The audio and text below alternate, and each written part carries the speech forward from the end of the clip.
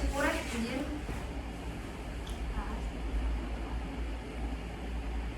Guys.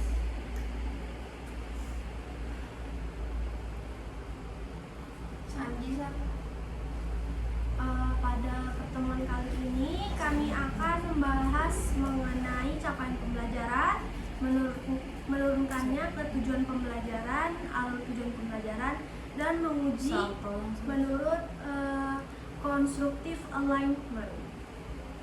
Pada peranan CP, yaitu capaian pembelajaran merupakan fondasi normatif dalam kurikulum Merdeka karena ditetapkan melalui regulasi nasional dan berlaku sebagai standar kompetensi minimal yang harus dicapai peserta didik pada akhir suatu fase.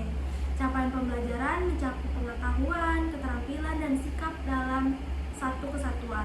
Oleh karena itu, capaian pembelajaran berfungsi sebagai arah utama atau directional framework dalam seluruh proses perencanaan pembelajaran di SD.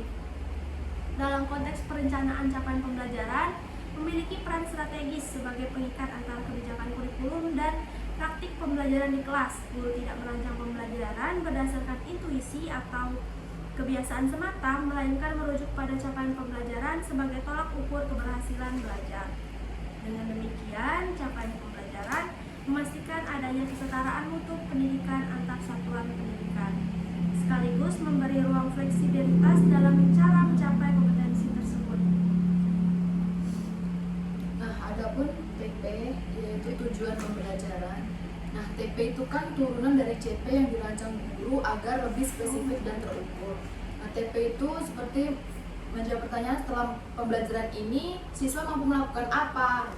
Contoh dari turunan TP ke CP memahami teks informasi.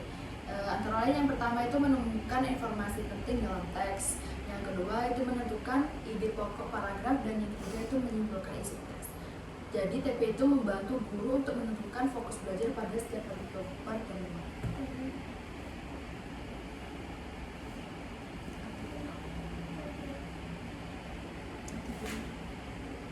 Nah, selanjutnya itu ATP atau alur tujuan pembelajaran.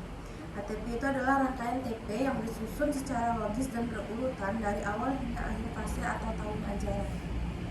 Peran ATP ini adalah menjamin pembelajaran progresif dan berkesinambungan, membantu guru melihat peta jalan pembelajaran, dan juga menghindari pengulangan atau loncatan materi yang tidak realistis.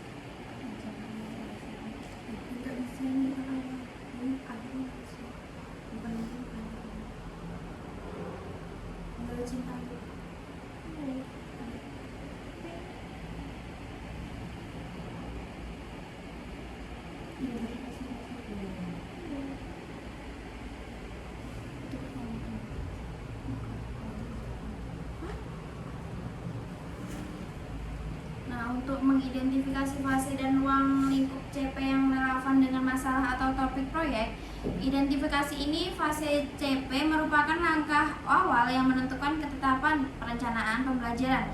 Kurikulum Merdeka menggunakan pendekatan fase untuk menyesuaikan capaian belajar dengan perkembangan peserta didiknya.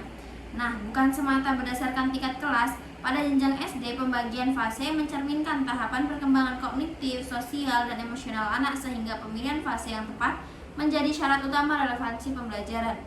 Nah, kesalahan dalam menentukan fase CP dapat berdampak pada ketidaksesuaian tuntunan kompetensi dengan kemampuan siswa. Jika CP yang dipilih terlalu tinggi, pembelajaran menjadi membebani. Sebaliknya, jika terlalu rendah, pembelajaran kehilangan tantangan dan maknanya. Oleh karena itu, guru perlu memahami karakteristik setiap fase secara mendalam sebelum mengaitkannya dengan masalah atau topik proyek yang akan dipilih.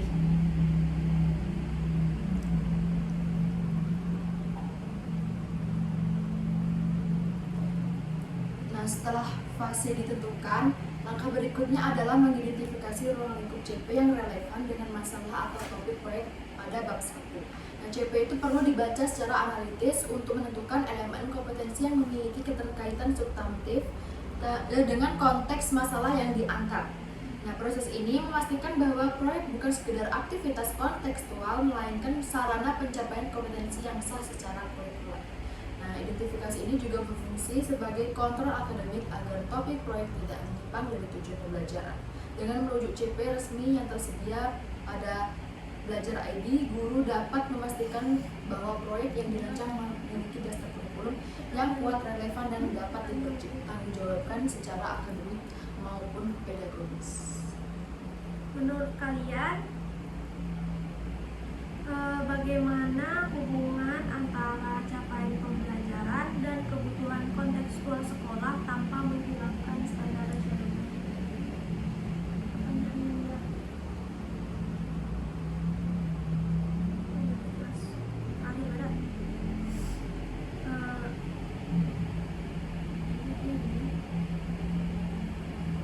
Menurut kalian, bagaimana capaian pembelajaran, tujuan pembelajaran, serta alur tujuan pembelajaran membantu guru menghindari pembelajaran yang terlalu berpusat kepada guru?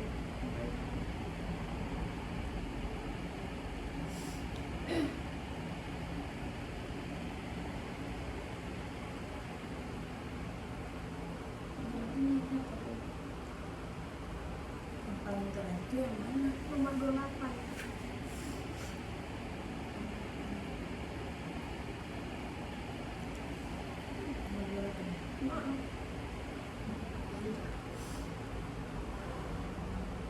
Ada ya?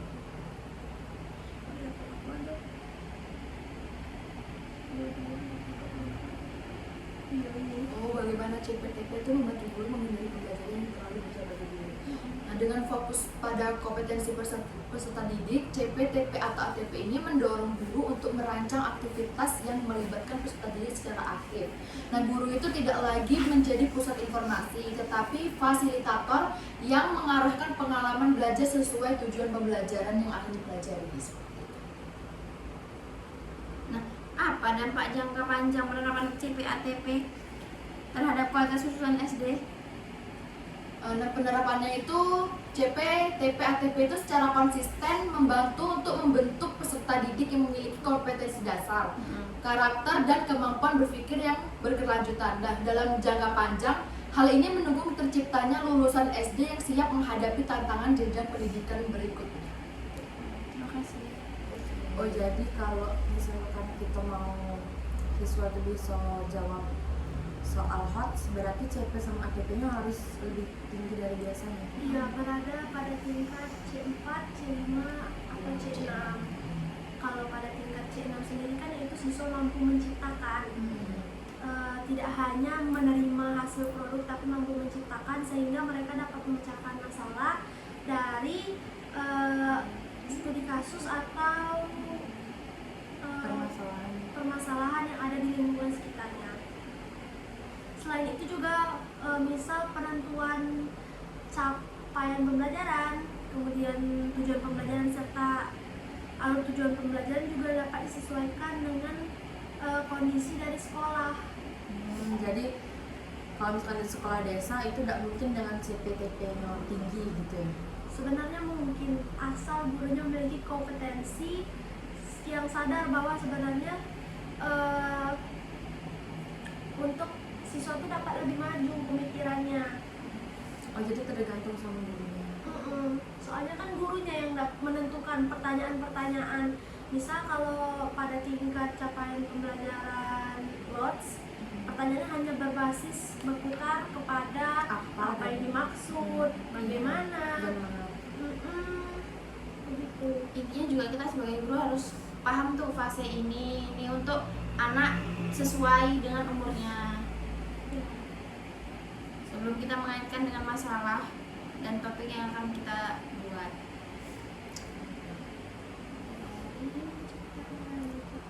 Nah, kayak mana caranya guru itu bisa membuktikan bahwa perencanaan CP, TP dan ATP yang mereka buat tuh efektif di untuk efektivitas perencanaan kan dapat dibuktikan di akhir setelah misal dilakukannya evaluasi, mulai dari proses pembelajaran, bagaimana cara mereka menyelesaikan masalah, sehingga peningkatan kualitas hasil belajar peserta didik itu diharapkan dapat merata. Mereka dapat memenuhi dari tujuan, capaian, dan alur tujuan melalui asesmen formatif. Data asesmen ini dapat menjadi bukti empiris bahwa perencanaan pembelajaran berjalan sesuai dengan rencana ataupun tujuan.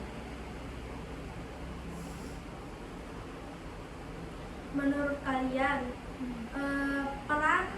apakah perlu peran kolaborasi antar guru dalam menyusun alur tujuan pembelajaran di sekolah, atau misal hanya cukup satu guru di kelas yang dipegangnya untuk mengatur alur tujuan pembelajaran?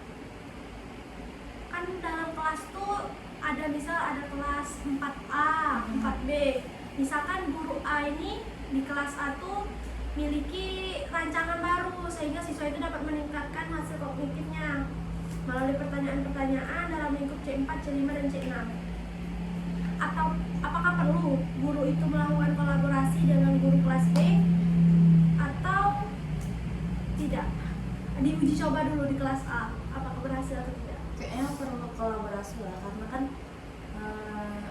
guru itu kadang memiliki potensi yang lebih dari guru yang lainnya. Mungkin dari kolaborasi tersebut bisa menghasilkan CP ATP yang apa ya, yang baik, misal yang relevan dengan keadaan siswa. Dengan kolaborasi tersebut.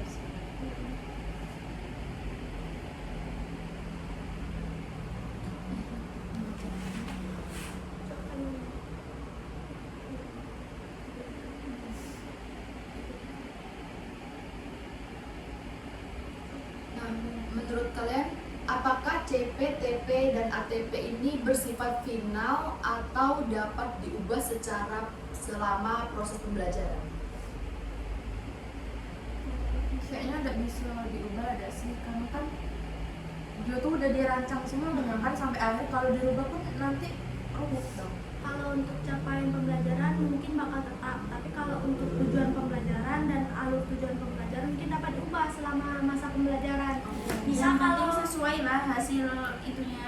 Misal kalau didapati bahwa siswa tersebut dapat melampaui dari tujuan pembelajaran pada 2 pertemuan atau 3 pertemuan, maka gurunya juga harus meningkat sehingga siswa itu tidak hanya berada pada konstan pemahamannya, tapi menaik Di level tersebut iya, gitu ya, semakin berarti meningkat. bisa naik level. Pertama itu memang mungkin pada pembelajaran pertama dibuat standar. Pada setelah evaluasi mungkin pada setengah semester atau pada beberapa pertemuan mungkin dapat meningkat atau dapat diperbarui tujuan pembelajaran dan alur tujuan. Berarti berdasarkan hasil evaluasinya, rata-ratanya bagus atau enggak? Iya.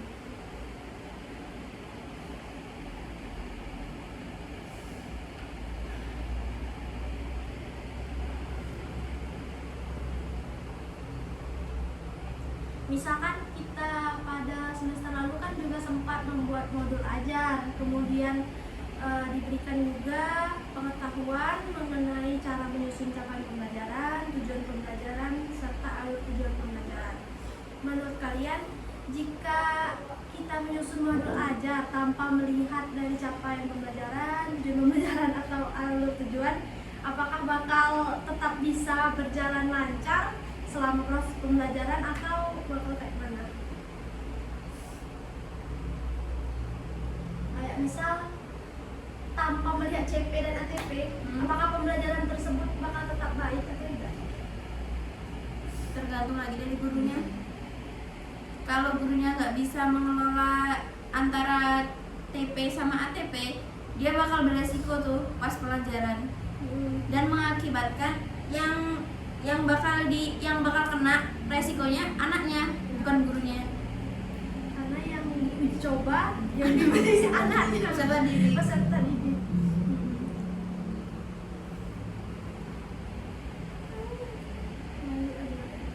Dan juga kalau CP ATP-nya tidak selaras, nanti susah juga pas dievaluasinya tuh. Iya. Kayak lari-lari ya, Nggak lompat-lompat. jelas, nggak jelas pas evaluasi.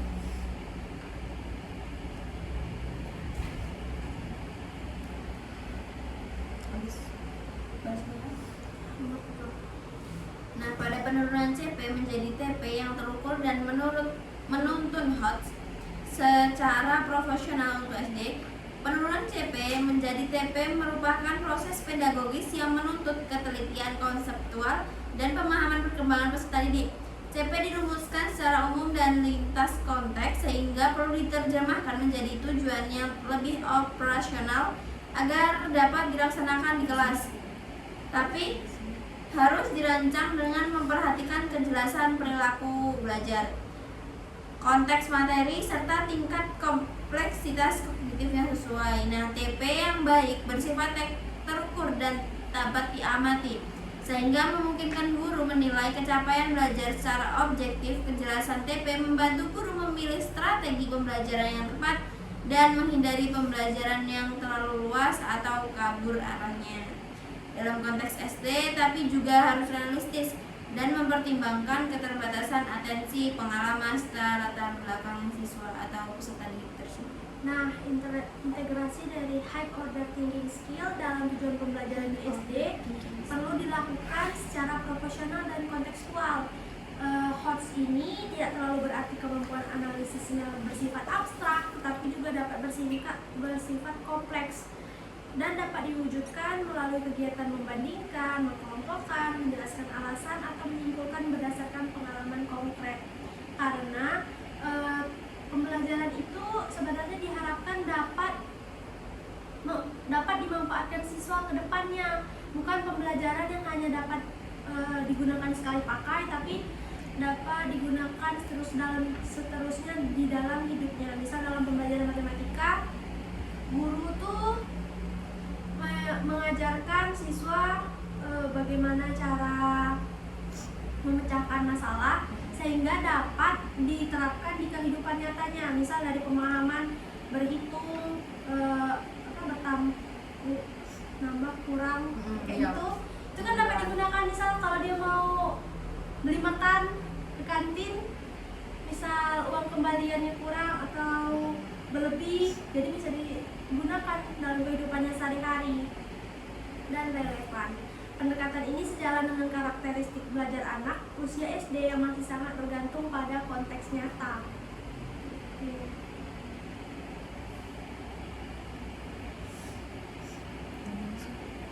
Konteks nyata ini masih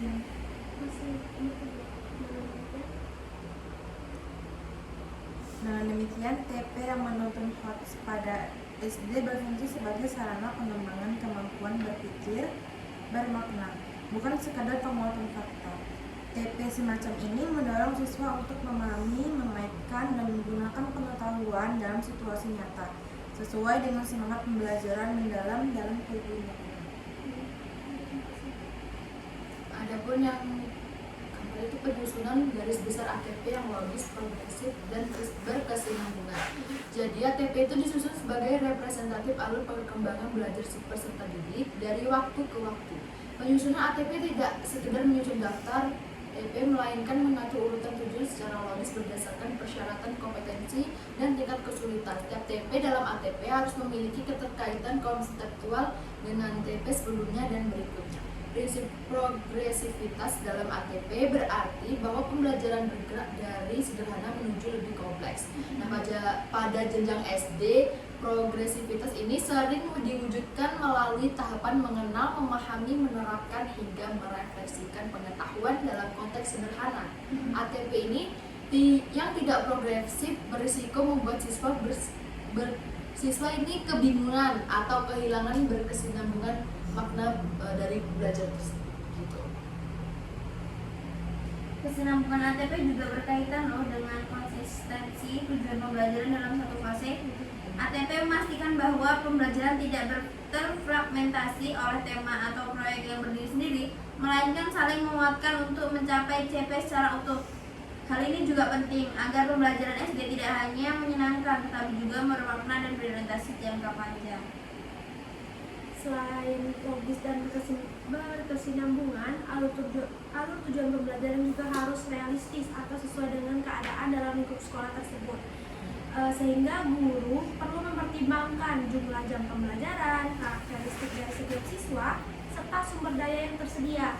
Misal, guru dapat menggunakan alat-alat yang ada di sekitar mereka, misal untuk membuat dalam pembelajaran IPAS mengenai praktek dari cara apa bahas yang ini energi terbarukan, energi ya itu kan dapat Kincir angin. Kincir angin kan mungkin sulit ditemukan. Nah, jadi dapat digunakan alat peraga sederhana, misal mereka buat dari tusuk sate, kemudian dari kertas origami, kemudian ada pada arah angin yang memang agak kencang. Nah, mereka dapat melihat, oh ada perputaran dari angin pada kincir tersebut. Sehingga kalau guru dapat menyesuaikan dengan hal-hal yang ada di sekitarnya, kemudian tujuan pembelajaran tersebut dapat dilaksanakan dengan baik tanpa menghambat, karena kan alur tujuan pembelajaran tersebut sebagai panduan dan dapat disesuaikan lagi dengan kebutuhan siswa.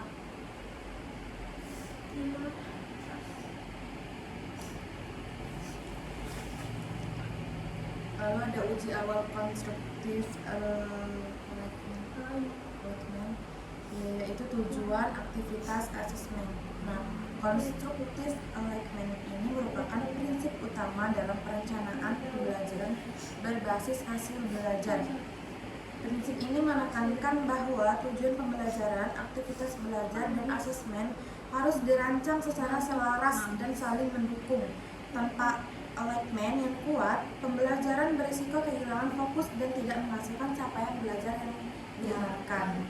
Uji awal konstruksi alignment ini dilakukan untuk memastikan bahwa TP yang dirumuskan benar-benar dilatihkan melalui aktivitas pembelajaran. Jika tujuan menekankan kemampuan berpikir tingkat tinggi, maka aktivitas pembelajaran harus juga memberi ruang bagi eksplorasi, diskusi, dan pemecahan masalah, bukan sekedar latihan mekanis. Alignment ini menjamin bahwa siswa memiliki kesempatan nyata untuk mencapai tujuan belajar. Selain aktivitas tersebut, asesmen ini juga harus selaras dengan tujuan. Asesmen ini yang hanya mengukur hafalan tidak akan valid jika tujuan pembelajaran menuntut pemahaman atau penerapan konsep. Oleh karena itu, uji alignment ini membantu guru mengevaluasi kesesuaian bentuk asesmen sejak tahap perencanaan sebelum perangkat pembelajaran dikembangkan lebih lanjut. Sehingga juga dapat digunakan misal model-model pembelajaran yang relevan, bukan hanya misal berdasarkan hafalan. Misal guru dapat menentukan misal menggunakan model pembelajaran PJBL atau deep learning pendekatan, model discovery inquiry juga kan relevan dalam pembelajaran IPAS. Nah, sebagai dasar dari desain perangkat pada bab berikutnya, uji konstruktif alignment ini berfungsi sebagai mekanisme kontrol kualitas dari akademik. Dengan alignment yang kuat sejak awal, perangkat pembelajaran akan lebih koheren atau lebih relevan, efektif, dan berorientasi pada capaian pembelajaran yang bermakna, sejalan dengan prinsip dari outcome based education dalam kurikulum Merdeka yang kita bahas pada pertemuan minggu lalu. Outcome based education. Misal menurut kalian dalam satu pertemuan, guru kan memiliki target. Misal untuk pembelajaran per satu bab itu misal diberikan waktu 6 minggu atau 8 minggu. Nah, menurut kalian jika siswa itu dalam waktu 8 minggu itu masih belum bisa mencapai atau memahami makna dari pembelajaran pada bab 1, apa yang harus dilakukan guru? Kita buat asesmen sih untuk siswa tersebut, mengukur kemampuan siswanya itu. Jadi kita tahu sebatas mana kemampuan siswa tersebut. Kalau kita sebagai guru tidak ada berpikir gitu, nah kayak buat asesmen atau buat untuk menguji kemampuan siswa ini, yang ada siswa tertinggal, kita nggak tahu juga tuh tertinggalnya di bagian mana, di begitulah. Tapi kalau seandainya dari waktu target cuma 8 minggu, misal sebagian siswa atau seperempat dari siswa itu masih belum menguasai, apa yang harus dilakukan guru? Tindakan apa? Apakah bakal ngasih pembelajaran misal diberikan tugas tambahan, atau lanjut aja dulu ke materi selanjutnya? Tugas tambahan. Kalau lanjut tanpa ngasih tugas tambahan ke anak yang belum paham ini, dia makin bakal tertinggal sama kawannya yang udah paham. Kita nggak bisa mengukur loh dia kurang pinter atau dengan bahasa-bahasa yang ngejudge si anak ini. Tapi kan siswa sekarang kan lebih dekat kepada teknologi. Iya. Mereka memanfaatkan teknologi berupa AI untuk menyelesaikan masalah. Jadi Mungkin tugas tambahannya bisa diuji langsung di depan. lisan, kayak langsung gitu. Takutnya kalau dibawa ke rumah Iya, diselesaikannya dengan cara aku udah tahu bahkan bisa misalnya tidak kondusif lagi. ada pas waktu saya observasi pada semester 3, ada satu murid, dia tuh udah lihat dulu buku pelajaran, misal besok nih aku bakal belajar ini, terus udah tahu juga guru tuh bakal ngasih latihan ini, dia tuh udah nyatat dalam bukunya satu lagi untuk nyari jawaban di rumah. Sebenarnya dia tuh kayak memanfaatkan keadaan kawan-kawannya belum, dia udah, cuman cara penyelesaiannya itu kan kurang tepat karena menggunakan teknologi tersebut seharusnya dapat diselesaikan sendiri. Kan aku lihat juga jawabannya itu sebenarnya ada di dalam buku. Jadi dia tidak mau baca dulu, langsung Kayak tidak mau mencoba dulu untuk mencari. Padahal ada jawabannya di buku. Kawan-kawannya pun tahu kadang sampai misal kak ini tuh udah buat kak ini. Nah memang ada khusus satu buku disiapinnya, dalam setiap novel tuh udah disiapin. Berarti emang harus lisan tadi ya. Biar dia berpikir secara kritis. Iya. Dan benar-benar dites kemampuannya tuh sejauh mana. Kemudian juga menurut kalian mengenai guru yang misal menyerahkan tugasnya kepada guru pengganti, misal guru A mengajar kelas 4, mengajar kelas 4, dia tuh dalam 3 minggu ke depan bakal berangkat pergi, misal mengikuti acara di luar kota, seminar atau apa itu. Nah, pelatihan misal. Nah, kan guru yang biasa mengajar di kelas 4 ini digantikan oleh guru B. Sedangkan guru B ini kan tidak mengetahui karakteristik dari siswa-siswa yang kelas 4 ini. Menurut kalian sebenarnya tindakan guru A ini tepat atau tidak? Misal hanya meninggalkan tanpa memberikan arahan juga kepada guru B. Menurutku enggak ya, karena kurang efektif juga buat peserta didiknya yang kayak harus apa ya, kayak kemarin saya pernah observasi tuh di SD. Nah ada nih guru, ada acara di wali kelas ini, ada acara jadi digantikan sama guru pengganti yang kelas sebelah. Nah guru kelas sebelah ini kita sebut aja kelas 2 sama kelas 3 gitu kan. Nah guru kelas 3 ini ke kelas 2, jadi kelas 3 nih kayak cuman dikunci pintu terus kayak dikasih tugas.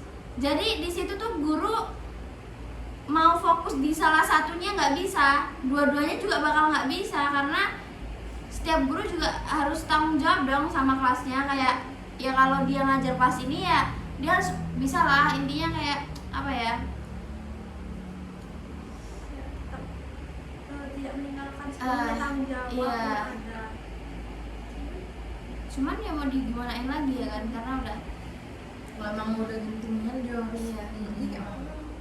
Soalnya misalkan itu mandat dari sekolah, Iya. panggilan Juga. guru ini untuk mengikuti acara. Dan yang ngerti teknologi itu cuma di guru di kelas itu, karena kan guru-gurunya itu kan banyak yang udah tua-tua, jadi kayak aku udah ngerti, kau bayar yang ini kesana gitu. Ini mohon yang harus pergi.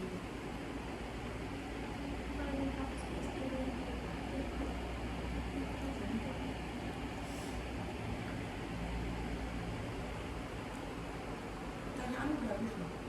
Ada sih cuman cerita deh.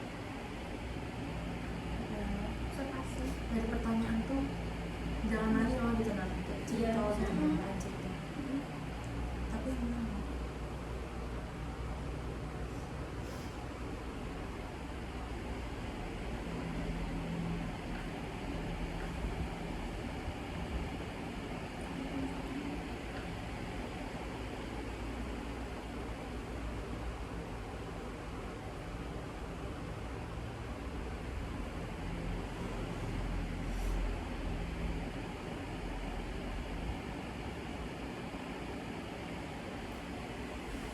Menurut kalian, misal ada kan sekarang kurikulum di branding, memang Di planning betul. jatuhnya tuh pendekatan, cara pendekatan itu, tapi cara pembelajarannya lah apa ya? pendekatan kan yang diterapkan untuk suatu pembelajaran. Misal memang pemerintah menyuruh guru-guru untuk menggunakan e-learning, tapi kayak mana misal kalau guru itu tidak menggunakan e-learning, menggunakan misal ilmu-ilmu sebelumnya, misal masih menggunakan kurikulum K13 atau menggunakan kurikulum merdeka. Menurut kalian kayak mana cara solusi yang guru-guru itu tetap relevan dengan zamannya, mengikuti perkembangan lah, Maksudnya misal mau memperbarui ilmunya. pakai deep learning kan? Solusinya Solusinya tuh biar biar guru guru tuh tuh mau memperbarui pengetahuannya. Misal alah sama baik ini tuh pembelajarannya, pakailah dia pakailah cara lama dia, misal ceramah, Iya. nggak pakai misal media-media interaktif. Iya. Cuman Caranya biar guru tuh mau. Sepertinya menurutku susah karena Guru-guru yang guru tua yang tuh udah susah tua tuh udah dibilangin. di SD itu tuh berapa ya, kayak 90% itu guru yang udah berumur sepuh, untuk dibilang sepuh ya sepuh gitulah. Nah untuk yang Gen Z gitu yang baru masuk mungkin ya 10%. diserahkan tugas-tugas teknologi kepada Gen Z. Tapi ada loh SD juga yang nggak mau kayak memperbarui itu juga sih. Memang Nggak semua gitu nah. Kayak ya udah metode ceramah lah itulah yang akan terus bertahun. Ya dari kita sih yang harus Iya. ubahnya gitu. Karena kan guru-guru tuh kalau dari pengalaman emang mereka lebih ini cara lebih menghadapi siswa Iya. kan, lebih memahami psikologis siswa itu kayak mana dalam Iya. bersikap. Cuman ya itu keterbaruan untuk perkembangan kognitifnya itu memang perlu diperbaharui cara menyampaikan dalam pembelajaran tersebut. Tapi untuk sekarang nih kita menghadapinnya bukan anak siswa kayak zaman dulu, tapi siswa gen alpha yang baru bermunculan besok tuh kita yang ngadapin aja. Dan semakin berkembangnya zaman, semakin berkembang juga pemikiran dari siswa itu. Iya. Lebih kritis loh gen alpha daripada gen kita nih. mungkin nanti dia bisa lebih pintar dari kita. Iya. Dari kita tuh harus ya lebih Kemudahan lagi. akses memperoleh informasi, tapi kalau tidak dibimbing misal cara menyerap Iya. informasi, Dia bakal salah. digunakan untuk apa informasi tersebut, kalau tidak ada bimbingan mungkin bakal salah. Kayak yang murid ini tadi itu kan kesalahan penggunaan teknologi. Udah nyari jawaban duluan sebelum ini Iya. ini sama gurunya.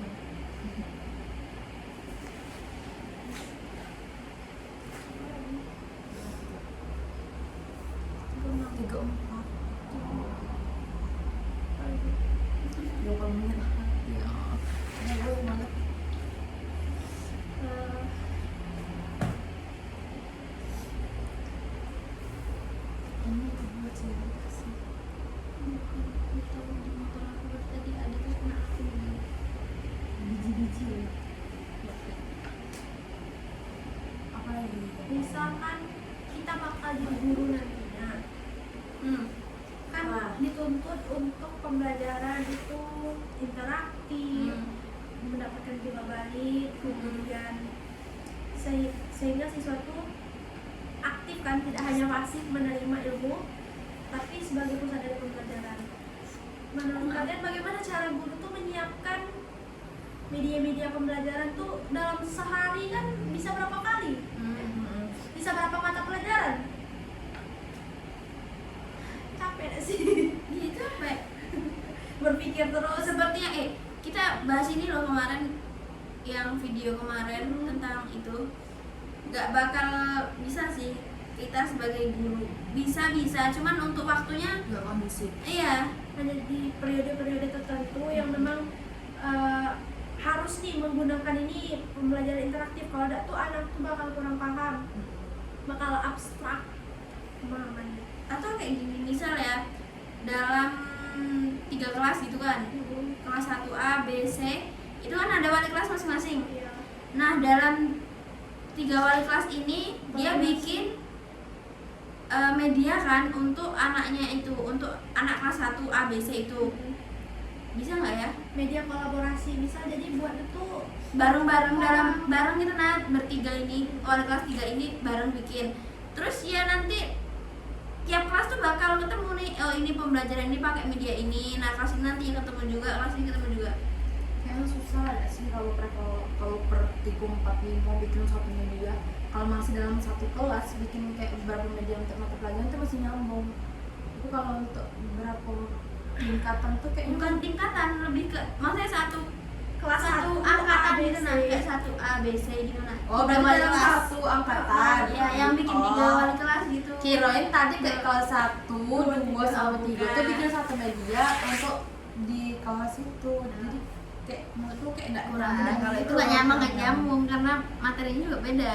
Oh, tapi kalau kelas 1, 2 iya, Kelas 1 1 A, B, dan C C. itu mungkin masih bisa nyambung karena kan gurunya tadi berkolaborasi untuk mendapatkan hasil yang mungkin lebih baik.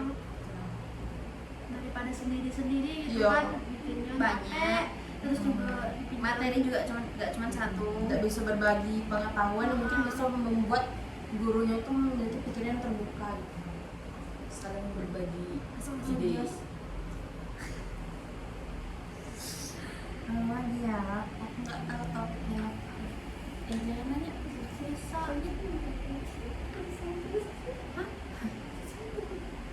Terus apa? Yuk, cepet.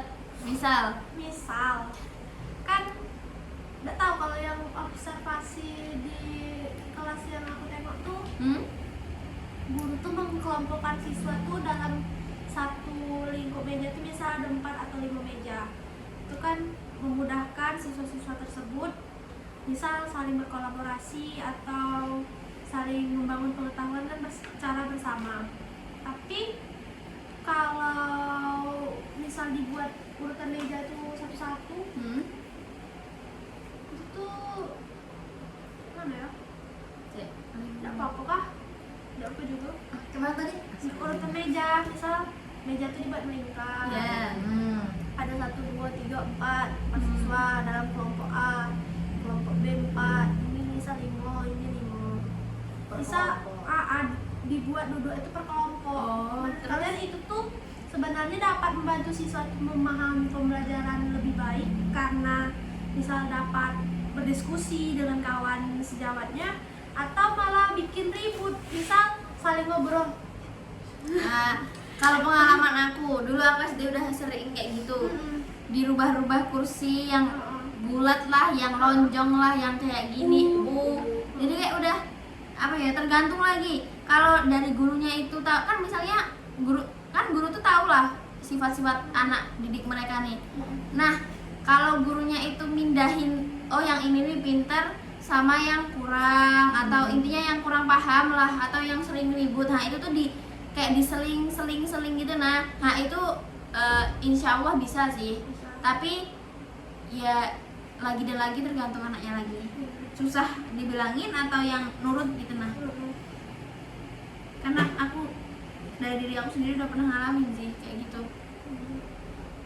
Tapi ya lebih anunya kita yang nyari tempat duduk sendiri malahan kemarin. Jadi ya mau gimana pun ya, cowok yang ketemu cowok nih ya saling ngobrol. Ya, saling ngincar dulu di belakang. Berarti udah efektif kalau udah berkelompok. Kurang, kalau menurut aku kurang. Harus sendiri-sendiri. Tapi kalau misal pas kelompok gitu kan barulah dibagi atau kayak mana duduk. Misalnya dalam satu proyek pertemuan tuh memang disuruh berkelompok, Berdiskusi, Nah, mungkin bisa lah. Tapi kalau untuk hari-harian itu ya mending enggak, Mending sendiri karena kurang efektif banget sih. Kita yang diacuhin. karena ngobrol dengan teman. Tapi tuh ya kalau dalam berkelompok tuh biasanya yang sudah dilihat dari yang sudah itu kan ada beberapa orang baik yang kerja gitu. Tuh. Ya, Jadi kayak mana berkelompok tuh tetap ya gurunya tuh harus adil, yang kerja ya dapat nilai lebih baik daripada walaupun sekelompok. kalau gurunya udah tahu yang kerja cuma itu bayang Kayak gini, Nak. nggak kerja berkeliaran lari-lari. Dulu tuh aku SD juga kayak gitu loh, kayak ada guru yang cuma ngasih tugas main HP, dia nggak nengok tuh kompetensi anak didiknya tuh kayak mana, anak ini tuh kayak mana. Dia tuh nggak datang duduk ngasih tugas main HP, duduk ngasih tugas kayak gitulah intinya. Tiap harinya kayak gitu di kelas manapun ibu itu tuh kayak gitu. Jadi kayak oh jadi guru ini kayak gini, oh kita tuh sebagai anak murid juga bisa loh nilai guru ini kayak mana, guru ini kayak mana, walaupun kita tuh kayak masih SD, masih kelas anu, tapi kita tuh tahu guru ini tuh nggak pengertian, guru ini nggak ini, kita tahu loh. Apalagi kita bisa menghadapi gen alpha yang kritisnya ngelebihin kita. Nah, misalkan dari kasus kamu tadi kan bilang kayak gitu. Jadi guru tuh berarti harus ada asesmen juga dong, misalnya Iya. kamu ngajar dinilai, memang ada kan, misal didatangi sekolah lain, lihat kompetensi guru ini dites. Cuman kadang tuh ya pas dites tuh pasti baik.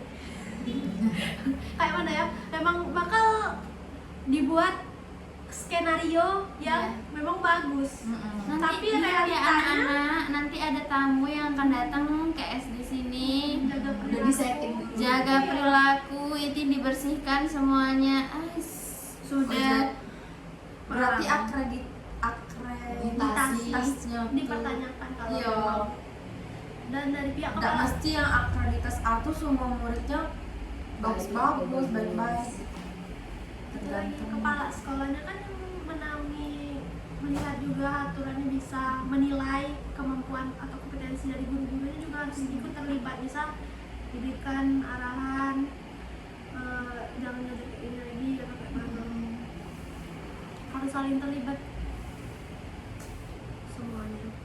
ditengok tentang bahasa. Nggak mungkin dong aku akan 25 juta. Bisa aja. Namun Per minggu. Minggu cahaya. Kok Sebulan 100 juta. Kan tidak menang dia beberapa Dulu cahaya bagus. kan aku punya ibu-ibu. Nah, Cahaya. iya. Ya justru ibu masuk arisan. Aku tuh nggak pernah ikut arisan, tapi udah satu kali. Kamu ikut? Aku ikut aja lah. Cuma bilang berapa? Baru bayar 200. Enggak ikut, tapi ini cuma berapa orang? 6 orang atau berapa orang? Bayarnya kok per hari? Kadang aku langsung. Baru ikutlah aku. per bulan. Jeti. 4. Apalagi kita nih bahas sertifikat apa yang dibayar? Bisa juga kok yang lain sesuai relevan dengan pembelajaran. Apalagi Panas.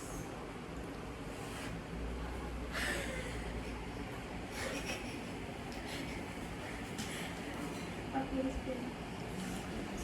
10 menit lagi.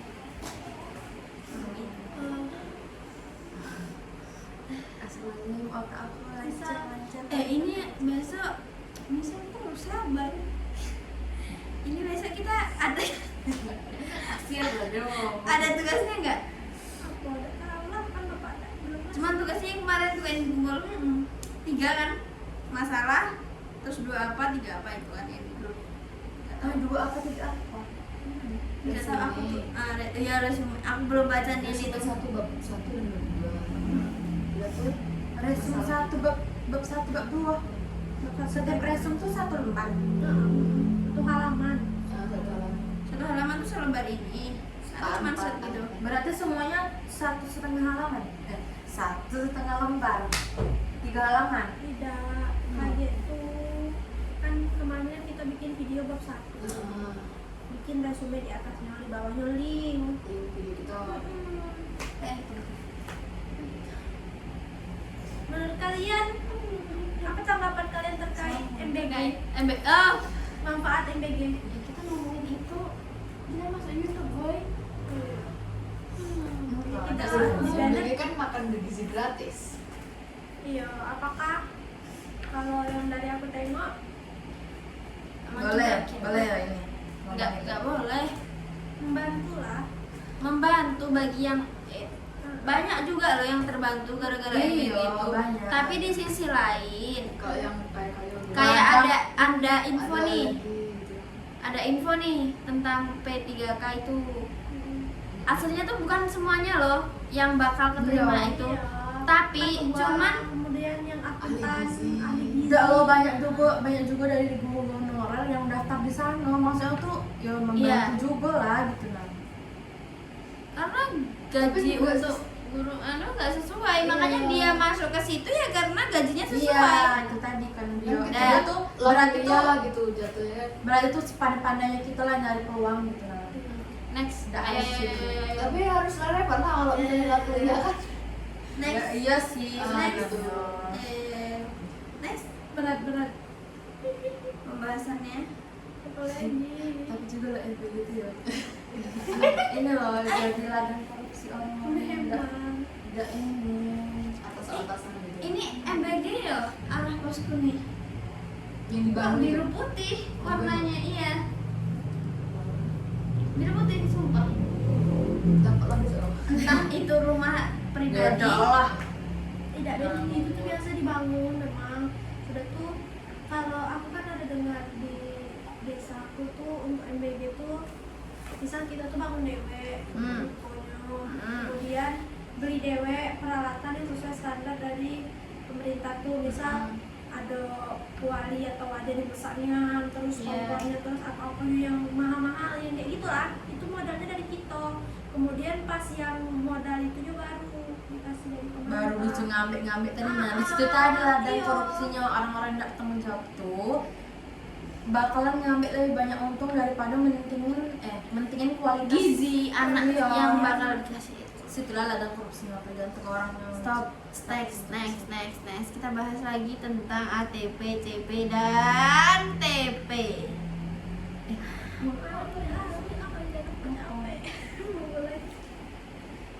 Kurikulum merdeka.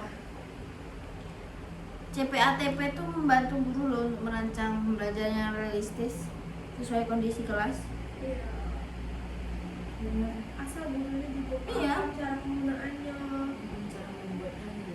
Takutnya tuh gurunya tuh tidak bisa memahami misal CP1 dengan CP2 itu tidak berkesinambungan takutnya, karena kalau tidak memadai ilmu itu sulit lah.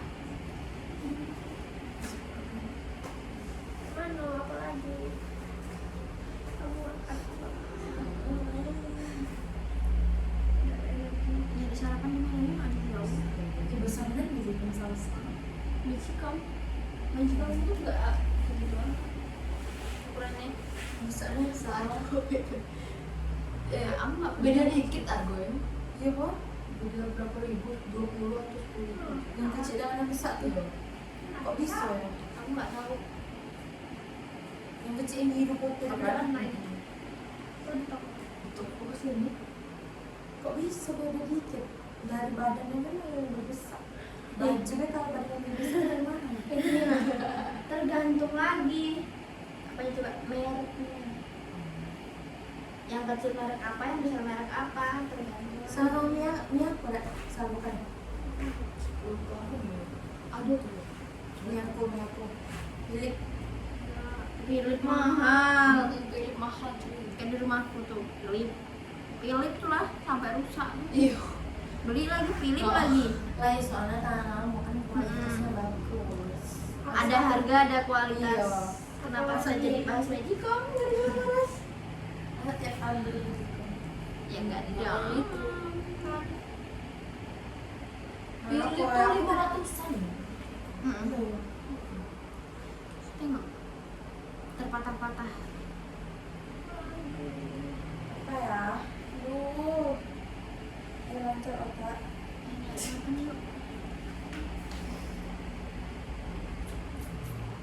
Menurut kalian Hmm? seberapa Jelas, penting jelas. kompetensi guru menguasai setiap Gimana ulang. mata pelajaran? Misal Ulang.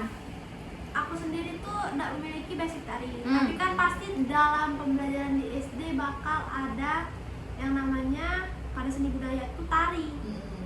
Kayak mana guru tuh mungkin tidak bisa mencontohkan, tapi ilmunya mungkin ada, tapi kayak mana biar siswa tuh paham, sedangkan kan tari itu basicnya tuh kan Gerak. gerakan dilakukan, aktivitas. Mana apakah ada juga hubungannya dengan capaian pembelajaran, tujuan pembelajaran atau tujuan? Jabras. Hubungannya sama Misal kompetensi gurunya untuk mewujudkan alur tujuan pembelajaran, guru tuh harus bisa mengajarkan siswa basic-basic nari, misal step, terus kenal, nah untuk Asal antara CP, ATP, TP sesuai, bakal terlaksana sih, bakal akan itu. Dia ini kalau Iya, misalnya nggak guru sih? dia- Iya. tidak bisa mengajarkannya. gurunya tidak bisa ngajar. Tapi Ya, berarti dalam guru- tujuan pembelajaran tuh guru tuh harus bisa mengajarkan siswa sampai tingkat 2 atau tingkat 3 pemahaman tentang tari itu. Nah, Kayak Dia mana? udah paham, tapi Paham dia tuh tidak teori. bisa Me- melakukan gerakannya melakukan kayak mana? Sedangkan siswa itu kan butuh contoh yang Bisa ada sih. nyata. Nah, ini nih contoh nyata dari sekolah. kalau apa? Sekolah- Sekolahmu. sekolah adikmu. Ya. Nah, dia tuh kan yang kayak kata tadi bilang tuh ada waris narinya kan. Nah, jadi gurunya tuh ini nyewa pelatih gitu loh dari luar gitu. Jadi ada jam-jam tertentu mereka tuh Memang iya. diserahkan ke ahli. Iya, diserahkan kayak ahli, soalnya kan kalau misalnya gurunya kayak gitu nih belajarnya kan cuman hal-hal dasar lah kan, tidak terlalu menguasai di tari tadi. Kalau kita ngajarin mereka yang salah kan nanti mereka nggak bisa salah Iya, gitu. sedangkan dituntutnya tuh siswa tuh bisa mencipta, bahkan misal bisa menampilkan tarian yang baik. Nah, Misal itu kan untuk pembelajaran kelas 6, enggak? Nah, jadi emang harus nyewa yang benar-benar Iya, ahli, bisa, iya, ahlinya. ahli dalam bidang tersebut. Nah, adik mana cowok apa cowok? Cowok. Oh, Yang kalau tarinya tuh bukan yang melemek-lemek Iya. gitu loh. Yang kayak, Iya, kayak gitu lah. Woi, kayak bapak coba nengok ini dulu gitu. Diam udah lah. Revisi lagi. Siapa? Apa dah? Revisi tegak sakit kemarin. Aku belum ngerjain. Aku dah nih. 54 lagi. mau cuti tidak tuh ajukan. Ada yang mau cuti tidak? Haras. Mana? Buka kalau gitu jangan berdoa. Cuti lu di mana sakit? Itu masuk lo. Kok aku nggak masuk? Mana aku nggak masuk? Itu apa nih? Masalah sih. Mana yang cuti? Di silaturahmi loh, aku tuh emang nggak masuk grup. Yang ada dosennya ya? Enggak. Iya, silaturahmi aku juga masuk, cuman Yang bang. Bamba. Nggak ada loh. kenapa ngecek anu? Iya, kayak jelas Bang kalau paket. bang paket. Jelas loh. Tuh. Sila. Nggak ada. Lambang tolong. Nah, ada tuh ini. Kok malah dia yang mau cuti sih? Ada yang mencuci, takutnya ada yang mengajukan tapi tidak Tahu. tengok, misal dalam data itu tidak input. Ayo lah, aku cuti yuk. Mungkin dia nak tes ini, Atau tes tes polisi apa tuh? Atau ikut PNS apa namanya? Bukan kalau Kita belum S1. CPNS. Guys, kita kan belum S1 nih. Bisa nggak disambil PPG? Ya nggak bisa. Ya kan saat PPG harus S1 pendidikan. Oh, ternyata kalian tahu. Terima kasih. Gimana dia? 6 menit lagi ayo boy. 4 menit lagi. Iya, jangan digituin. Kata-kata Bapak ada juga. kata Bapak, ini kok nungguin ini tiap menit. Ketawanya kayak gitu, gak boleh. Nanti Bapak dipancing toh. nanti Kalian tidak mau lagi aku mancing. ya nanti Bapak kayak gini. Ini yang pakai doker ini siapa gitu kan? Pertamanya tidak Kenapa? cewek banget. Kenapa diskusi ketawa-ketawa? Ajak kawannya ketawa. Terus aku disuruh ketawa sendiri. Apa? Di Itu korban kita tuh Di Agnes kuliah sama nggak? Tanya nggak? Selalu ditolong bapak. Iya iya. benar di kuliah atau di SMA ya? Aku juga sering di sini. Iya loh, kalian berdua. Aku di perkuliahan kemarin atau di SMA ya yang aku disuruh ketawa. Ayo. Enggak tahu. Kaliannya. Kayak di kuliah ada di SMA berarti. Ya berarti. Aku harus ketawa, cek gara-gara ketawa. Siapa baik gitu? Mbak Agnes kok. Anissa, empat. Kalian siapa? Aku. Siapa? Nurmiati, Sophie, Enza. Aku. Kan berurutan 21 sampai 24. Sama ada nih. PWD. Terus. Yang sesuai absen bukan? Iya, Urutan absen. terus apa? Bener. Kita tutup dengan perkenalan gak sih? Nggak usah ada perkenalan, nggak usah ada tutup itu bapak. Kayak mana yang tugas Aku bahas sampai ada itu. Dari mudah kan? Iya. Gak boleh. giliran ditanya Tak ditanya bapak. Iya, itu siapa itu yang baju dong? Ya Allah, maaf. Paham ya? Jelasin di depan.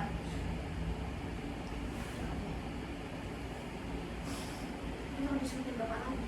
iya potong-potong Tuh tuh loh panjang.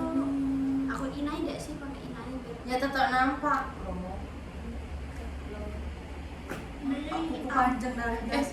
ya yang hitam makin hitam siapa itu? Hitam hitam. merah Kalian itu tahu dah. merah itu Anak merah Eropa gelap. tuh dibilang dajal sama bapak.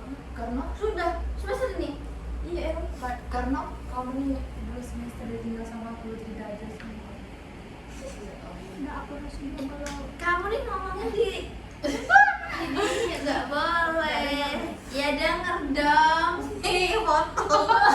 nggak mau udah mau ngedit nggak mau udah Intan malas ngedit tapi kok bisa kan lo lanjut ya. Jangan ditanya. Paras tuh nyakitnya kalau ditanya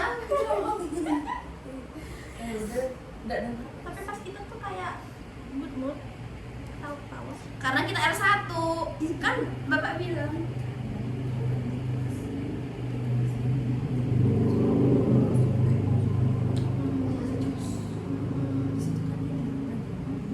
tempat ternyaman dia Enggak baik kelasnya.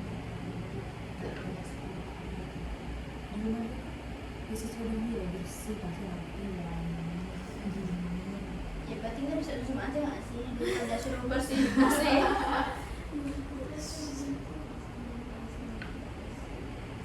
nggak apa-apa dong itu bukan kewajiban kita kalau bisa atau seberapa angkatan tuh demo asal sejus ada lagi yang ada tapi tidak ada basket Nah iya pas sudah kita penutupan aja CP ATP.